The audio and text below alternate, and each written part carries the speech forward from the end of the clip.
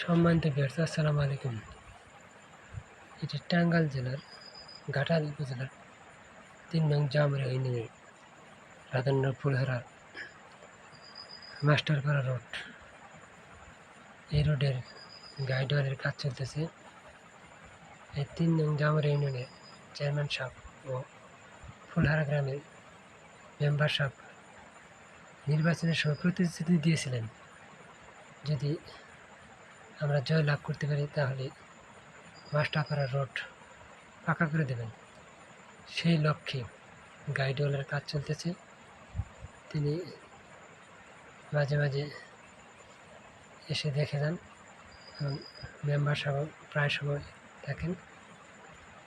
মাস্টারপাড়ার লোক চেয়ারম্যান সাহেব এবং মেম্বার সাহেবের কাছে কৃতজ্ঞ। তারা খুব আনন্দিত যে চেয়ারম্যান সাহেব তার প্রতিশ্রুতি রেখেছে। এই জন্য চেয়ারম্যান মেম্বারের সুস্বাস্থ্য কামনা করছে।